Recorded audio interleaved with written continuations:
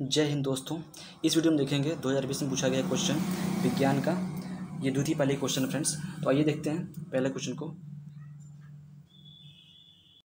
तो पहला क्वेश्चन आपके सामने है, कह रहा है रासायनिक अभिक्रिया में भाग लेने वाले पदार्थ क्या कहलाते हैं।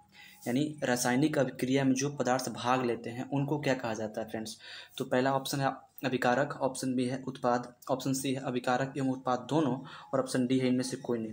तो दोस्तों इसका बिल्कुल सही जो उत्तर है ऑप्शन ए है, यानी अभिकारक कहते हैं, इनको रिएक्टेंट कहते हैं। ठीक है, समझ गए बात को। चलते हैं अगले क्वेश्चन पे। कह रहा अगला क्वेश्चन 2 नंबर कह रहा है कि टूथपेस्ट कैसा होता है। दोस्तों यहाँ पे क्वेश्चन है, कह रहा है कि टूथपेस्ट कैसा होता है। तो फ्रेंड्स जो टूथपेस्ट होता है ना वो क्षारीय होता है। कैसा होता है? तो वो क्षारीय होता है। तो इसका जो ऑप्शन बी है इस राइट आंसर। ठीक है, समझ गए। तो टूथपेस्ट जो होता है इसको कहते हैं ठीक ना, जो हम खरीद के लाते हैं कोलगेट वगैरह, ठीक है, सब क्या होते हैं? क्षारीय होते हैं। चलते हैं क्वेश्चन नंबर 3 पे। कह रहा है निम्नलिखित में से कौन विद्युत का सुचालक है। तो फ्रेंड्स यहाँ पे जब क्वेश्चन दिया गया है, जो 3 नंबर क्वेश्चन कह रहा है निम्नलिखित में से कौन विद्युत का सुचालक है। तो फ्रेंड्स यहाँ पे जो ऑप्शन देखिए ध्यान से, ऑप्शन ए कह रहा है सल्फर, ऑप्शन बी कह रहा है क्लोरीन, ऑप्शन सी कह रहा है ग्रेफाइट, और ऑप्शन डी कह रहा है आयोडीन।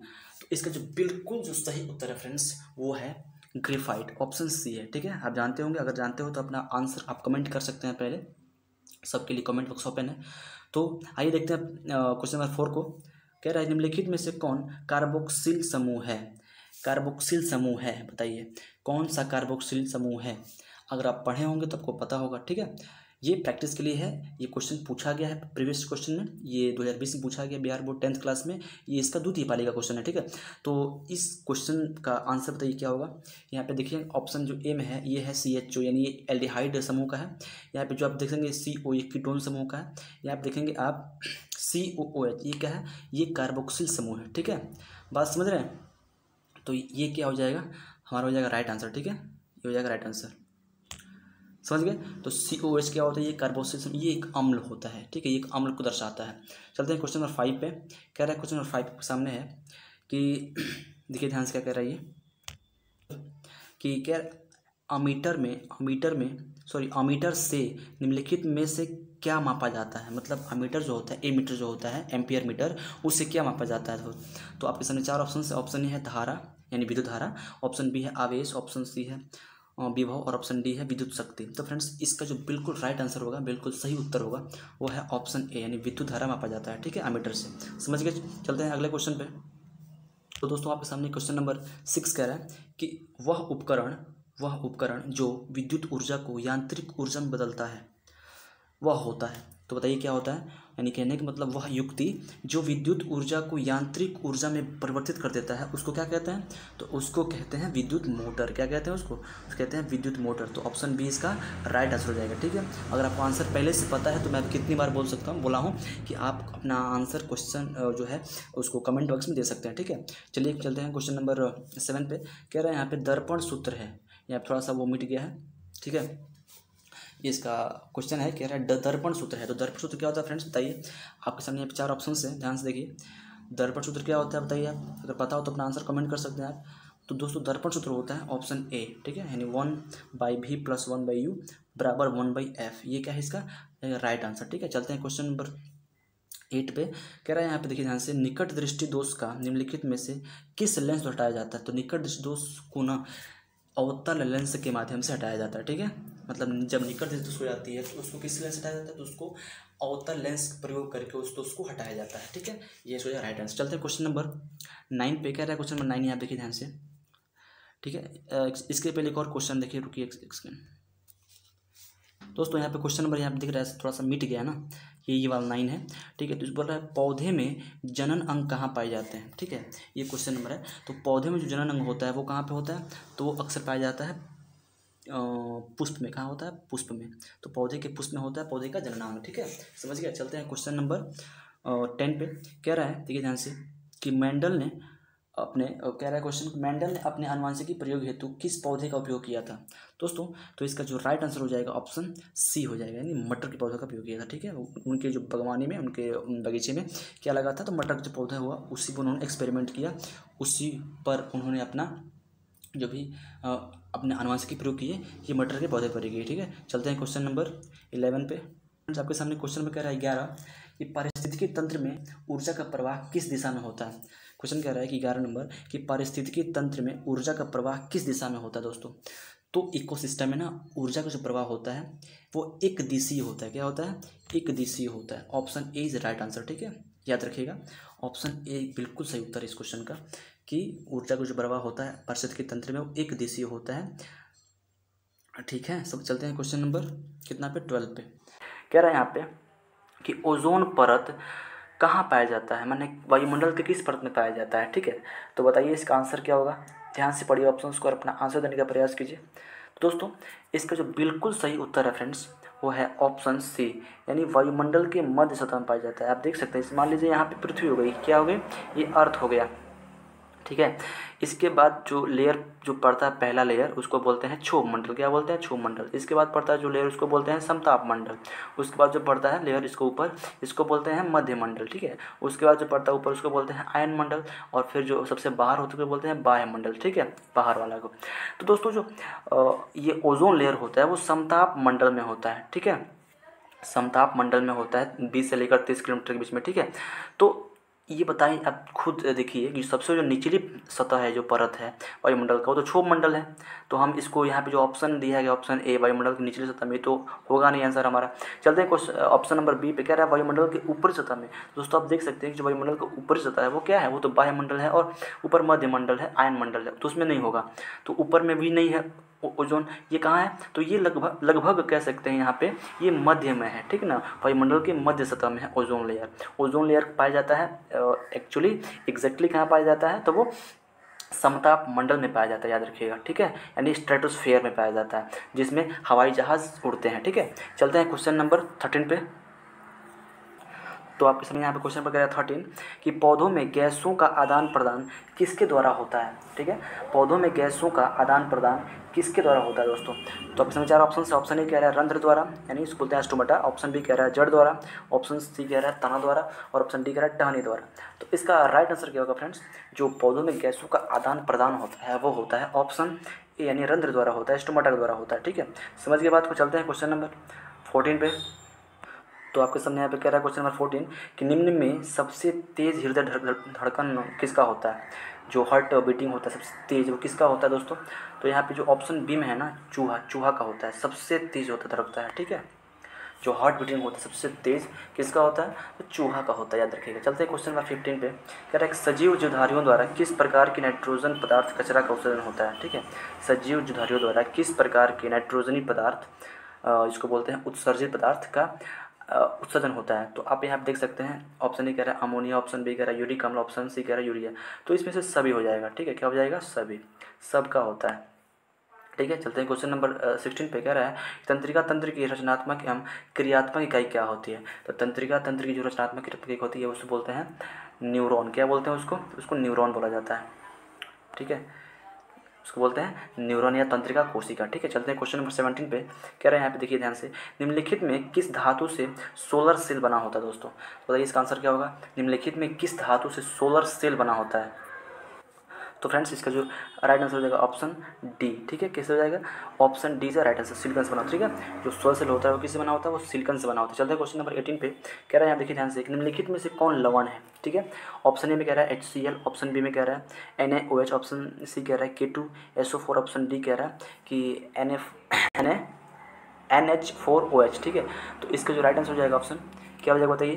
तो लवण क्या है, तो लवण है ऑप्शन सी। ठीक है, K2SO4 क्या है, एक लवण है। ठीक है, बाकी यहाँ पे देखेंगे तो HCl एक अम्ल है, ऑप्शन बी क्या है, एक क्षार हो सकता है, क्षार है, और ऑप्शन डी भी क्या है, एक क्षार है, लेकिन सी क्या हो जाएगा, एक लवण हो जाएगा। ठीक है, ठीक है, क्योंकि यहाँ पे क्या धातु के सल्फाइड, धातु के जो सल्फेट होते हैं, मतलब जो धातु के सल्फाइड होते हैं वो क्या होते हैं, वो लवण होते हैं। ठीक है, समझ रहे हैं ना, चाहे वो सोडियम को, चाहे पोटेशियम को, ठीक, चाहे कैल्शियम को, सब।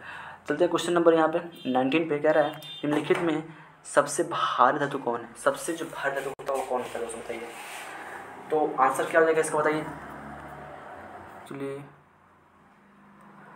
तो इसका हो जाएगा आंसर कितना है, यहाँ पे था क्वेश्चन नंबर 19, ठीक ना, ये वाला।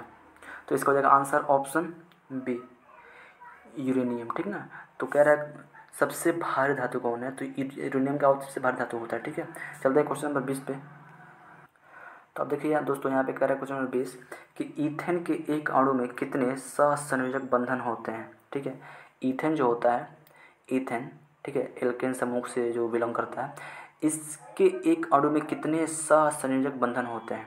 ठीक है, तो इसका जो हो जाएगा राइट आंसर फ्रेंड्स, आप पहले आप देख सकते हैं बना के इस, मान लीजिए यहाँ पे ईथेन, ईथेन में कितना कार्बन होता है, कितना हाइड्रोजन होता है, तो ईथेन में होता है कार्बन C2H6 ऐसे होता है ना, यानी कार्बन 2 होता है, हाइड्रोजन 6 होता है। कैसे, तो ऐसे बनाते हैं अगर हम इसका संरचना सूत्र, तो हम पाएंगे ऐसे, अगर पाएंगे हम, तो यहाँ पे हाइड्रोजन, यहाँ हाइड्रोजन और यहाँ हाइड्रोजन, तो 1 2 3 हो गया पहले, फिर यहाँ पे एक यहाँ हाइड्रोजन और एक यहाँ हाइड्रोजन, एक यहाँ हाइड्रोजन। ठीक है, तो इधर 3 हो गया, इधर 3 हो गया और इधर 3 हो गया, तो 6 हो गया हाइड्रोजन और यहाँ पे 2 कार्बन हो गया। ठीक है, तो अब देखिए ध्यान से यहाँ पे कितने इसमें बॉन्ड बन रहा है, यानी यहाँ पे एक बॉन्ड बन रहा है, यहाँ पे एक बॉन्ड बन रहा है, यहाँ पे बन रहा है, तो 3 इधर हो गया, फिर यहाँ पे एक बॉन्ड बन रहा है, फिर यहाँ पे एक बॉन्ड रहा है और यहाँ बन रहा है, तो कितने 6 हो गया। ठीक है, और यहाँ पे एक बॉन्ड बन रहा है, ठीक है, एक 7 हो गया, तो कुल मिला के कितने हुए, कितने हुए, तो कुल मिला के 7 सहसंयोजक बंधन हुए, किसमें, तो ईथेन में। ठीक है, समझ के बात को ना, तो इसमें जो आंसर हो जाएगा फ्रेंड्स ऑप्शन डी हो जाएगा। ठीक है, कितने होते हैं, तो 7 होते हैं। समझ गए बात को, सभी क्या होते हैं, सिंगल बॉन्ड वाले होते हैं। चलते हैं क्वेश्चन नंबर 21 पे। ठीक है, क्या कह रहा है, किसकी उपस्थिति के कारण पौधे का रंग हरा होता है। ठीक है, तो किसकी उपस्थिति होता है पौधे में, तो क्लोरोफिल नामक जो वर्णक होता है उसकी उपस्थिति होती है। Option A is the right answer of this question. ठीक है, चलते हैं क्वेश्चन नंबर 22 पे। कह रहा है पौधे में उत्सर्जित पदार्थ क्या होता है। तो जो पौधे में होता है उत्सर्जित पदार्थ वो क्या होता है, ये सब होता है, टेनिन होता है, रेजिन, गोद सब होता है। ठीक है, तो option D is the right answer. ठीक है, चलते हैं क्वेश्चन नंबर 23 पे।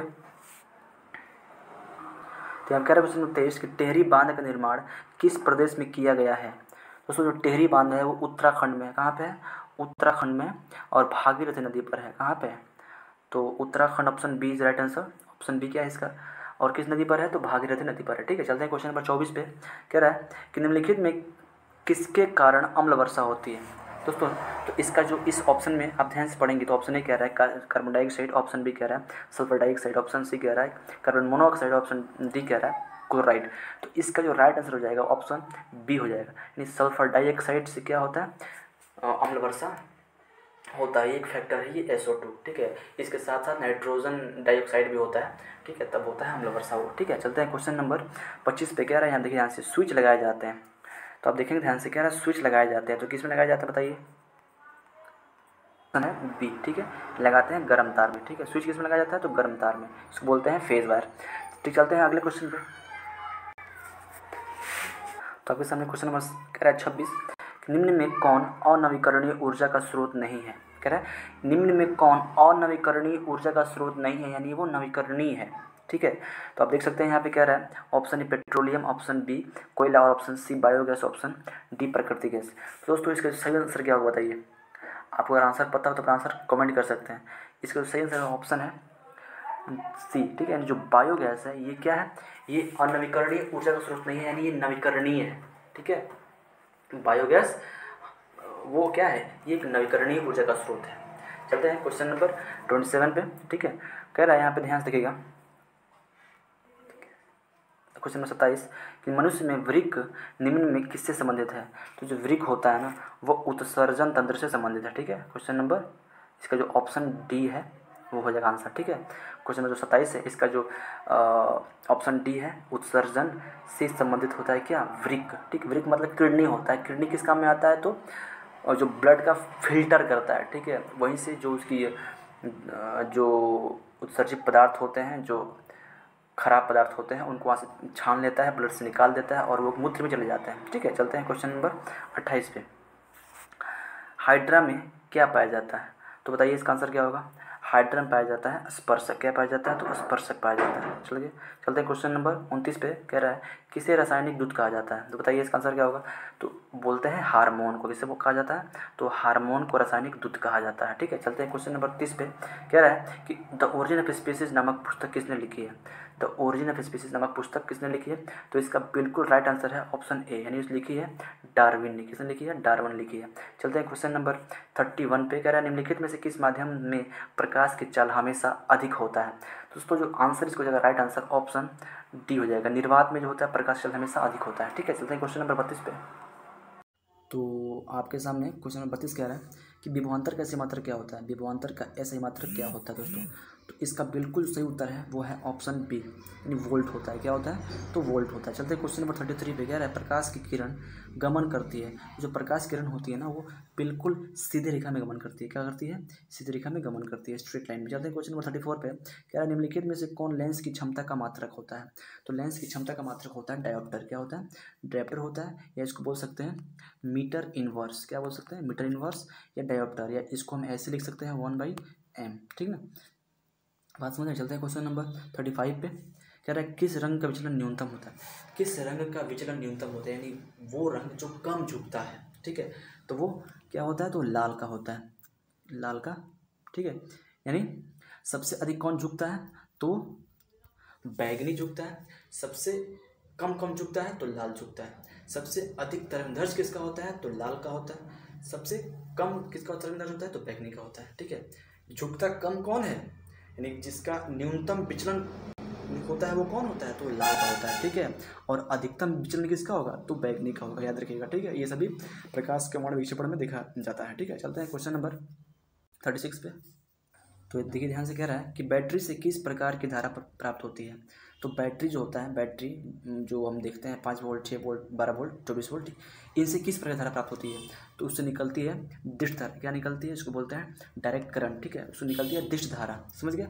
चलते हैं क्वेश्चन नंबर 37 पे। कह रहा है समीकरण 2H2O2 इससे बना 2H2O। ठीक है, एक है। अब बताइए क्या है।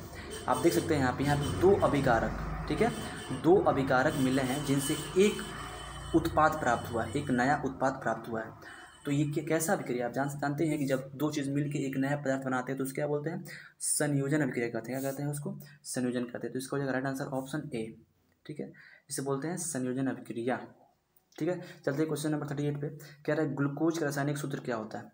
तो जानते हैं कि क्या होता है ग्लूकोज का रासायनिक सूत्र, तो ऑप्शन इसका सी इज राइट आंसर। ठीक है, C6H12O6। ठीक है, ये क्या है, ग्लूकोज का रासायनिक सूत्र। चलते हैं क्वेश्चन नंबर 39 पे। कह रहा है कि सोडियम की परमाणु संख्या कितनी होती है। सोडियम जो होता है Na, इसके एटॉमिक नंबर कितना होता है, तो 11 होता है। क्या होता है, तो 11 होता है इसकी एटॉमिक नंबर। चलते हैं क्वेश्चन नंबर 40 पे। तो क्या देखिए ध्यान से कि अमीबा में अधिकांश पोषण कैसा होता है। जो अमीबा में होता है अधिकांश जो पोषण होता है वो अंतर्ग्रहण द्वारा होता है। किसके द्वारा होता है, तो अंतर्ग्रहण द्वारा होता है अमीबा में पोषण। चलते हैं क्वेश्चन नंबर 41 पे। तो आप देख सकते हैं फ्रेंड्स, यहाँ पे 41 कह रहा है कि आवर्त सारणी के प्रथम वर्ग के सदस्य होते हैं। तो जो आवर्त सारणी के प्रथम वर्ग के जो सदस्य होते हैं वो होते हैं क्षार धातु। क्या होते हैं, उसको कहते हैं क्षार धातु। ठीक है, क्षारीय धातु। चलते हैं क्वेश्चन नंबर 42 पे। कह रहा है कि निम्नलिखित में से कौन प्राकृतिक संसाधन नहीं है, यानी प्राकृतिक रिसोर्सेस नहीं है। ठीक है, तो बताइए क्या, वायु तो है प्राकृतिक, जल भी है प्राकृतिक, मिट्टी भी है, जीवधारी भी है। प्राकृतिक संसाधन नहीं है। ठीक है, वायु है, जल है प्राकृतिक, ठीक है, मिट्टी भी है, जीवधारी हम नहीं कर सकते हैं। ठीक है, ठीक है, जीवधारी। तो क्या हो जाएगा आंसर, डी हो जाएगा। ये क्या है, इसका सही उत्तर है। ठीक है, बिहार बोर्ड ने इसको सही लगाया है, जीवधारी। चलते हैं क्वेश्चन नंबर 43 पे।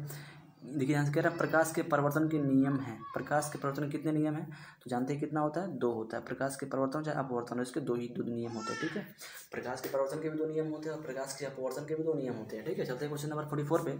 कह रहा है कि तरंगदैर्घ्य को सामान्यतः व्यक्त किया जाता है, यानी तरंगदैर्घ्य को मापने की इकाई क्या होती है, ये पूछ रहा है इसका मतलब। तो अब देखिए आप क्वेश्चन नंबर 1 ऑप्शन ए कह रहा है कैंडेला के रूप में, ऑप्शन बी कह रहा है जूल के रूप में, ऑप्शन सी कह रहा है एम्पियर के रूप में, और ऑप्शन डी कह रहा है एंगस्ट्रॉम के रूप में। तो तरंगदैर्घ्य को मापा जाता है एंगस्ट्रॉन में। किसमें मापा जाता है, एंगस्ट्रॉन में। ठीक है, समझ के बात को ना, एंगस्ट्रॉन में मापा जाता है तरंगदैर्घ्य को। ठीक है, एक एंगस्ट्रॉन में क्या होता है, तो एक एंगस्ट्रॉन में अगर बात करें, एक एंगस्ट्रॉन में ऐसे होता है, एक एंगस्ट्रॉन में तो कितना होता है, 10⁻−10 मीटर होता है। क्या होता है, 10⁻−10 मीटर होता है एक एंगस्ट्रॉन में, याद रखिएगा।